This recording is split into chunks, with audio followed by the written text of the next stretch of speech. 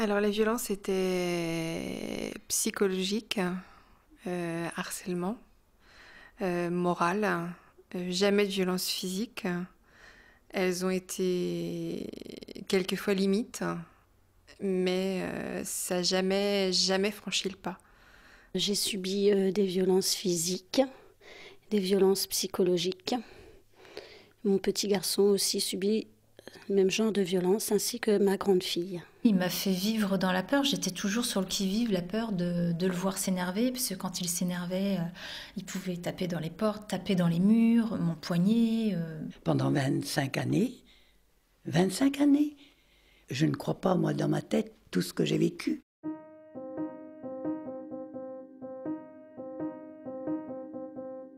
Je ne me rappelle même pas pourquoi. On n'était pas du tout encore mariés, mais il m'a donné une gifle.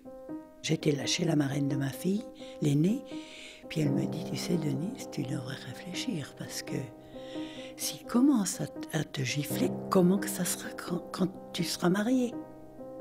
Quand on a 20 ans, moi je lui ai dit, oh, peut-être que c'est pas grand-chose une gifle. Quand on a emménagé ensemble, c'est là qu'il a commencé à être beaucoup plus violent, virulent. Elles ont commencé très tôt, 3 mois environ après avoir connu monsieur. Sur moi, il m'empoignait souvent, soit par les poignets, me plaquer contre un mur, ou les épaules avec sa tête contre ma tête, à me dire tais-toi, mais tais-toi, c'est de ta faute. Enfin, tout était toujours de ma faute en fait. C'était moi qui provoquais ces colères. C'est ce qu'il me disait. Je culpabilisais en fait. C'était de ma faute.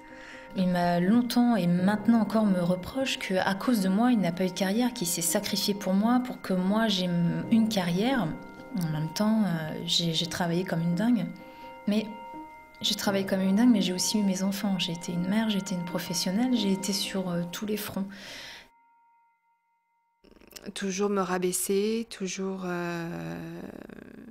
Par exemple, quand on allait se promener, c'était lui devant et moi quelques pas derrière. Moi, il me disait que j'étais rien, que je valais rien, que j'étais pas instruite, que je devrais retourner à l'école, que j'étais rien sans lui. Je faisais tout ce que je pouvais pour lui être agréable, pour qu'il m'aime. Et c'était jamais assez bien. Et ça m'a pas du tout aidé à prendre confiance en moi. Bien au contraire. Enfin, pour moi, j'étais plus rien. La seule chose que je pouvais, c'était aller travailler. Il me contrôlait quand j'allais travailler, regardait comment j'étais habillée, me suivait, me cachait mes vêtements,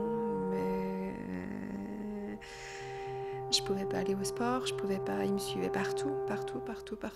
Le harcèlement était permanent, par téléphone, par mail, par la présence, tout le temps.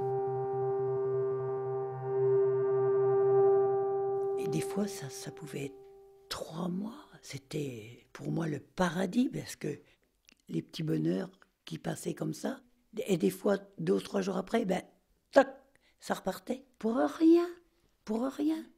Il me donnait une gifle ou me tirait les cheveux pour un rien. Il fallait que je lui obéisse, et sinon il se mettait en colère. Et donc quand il était violent, qu'il s'énervait, après il me demandait toujours pardon et qu'il ne recommencerait pas. Moi je mettais ça sur la faute de l'alcool. Quand j'ai sauté par la fenêtre, qui m'a braqué avec l'arme, et il avait ouvert même le canon pour me faire voir qu'il y avait la cartouche, qu'elle était bien, c'était pas une cartouche vide. Oh, je me suis dit, Denise, ça, il avait envie, il devait me tuer. Il devait me tuer, ça c'est sûr, si j'avais pas sauté par la fenêtre. Alors j'ai regardé vite fait si c'était les fils électriques, j'ai dit si je m'électrocute pour sauter. J'ai pris la poignée de fil, j'ai sauté, j'ai porté plainte, les gendarmes sont venus, mais entre-temps, comme je suis retournée avec lui, encore super gentil, m'offrir des fleurs, le voyant pleurer. Et ben voilà, je suis allée avec lui et j'ai retiré ma place.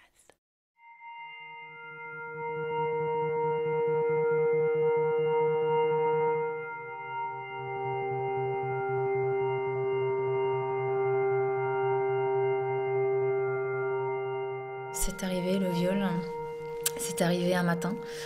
C'était pas longtemps après la naissance de ma fille, quelques mois après la naissance de ma fille. J'ai mis 2 ans à pouvoir mettre des mots sur ce qui s'était passé. Mais moi, j'étais meurtrie, quoi. Complètement meurtrie. Je pouvais plus avoir confiance. Donc du coup, après, j'acceptais les choses pour avoir la paix. Ça a été une période assez difficile. Je pensais pas que ça pouvait exister, puis c'est pas quelque chose dont on parle et ça existe réellement. C'est pas parce qu'on est marié que ça n'existe pas. Quand on veut pas, on veut pas. Et là, c'était le cas. Ça le prenait comme ça et il me prenait n'importe où. C'était bestial, c'était pas des relations normales.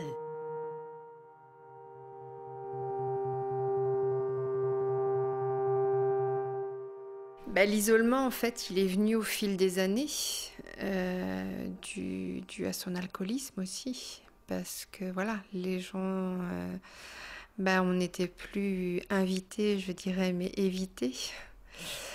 Le peu de mes amis qu'il avait vus, il ne les aimait pas. Donc je me suis retrouvée seule. J'en avais tellement marre. J'ai dit, moi, je vais me supprimer, je suis à bout. J'avais bu du myrrhe, comme ça. Et alors, il y avait un côté risible, parce que, écoutez, c'est pas marrant. Quand je rotais, je faisais des bulles. C'était du myrrhe, automatiquement, ça faisait des bulles. Je me disais, Denise, tu dois prendre autre chose. J'ai pris des comprimés. J'ai dû appeler sûrement au secours, parce que l'ambulance est venue me chercher pour me faire un lavage d'estomac.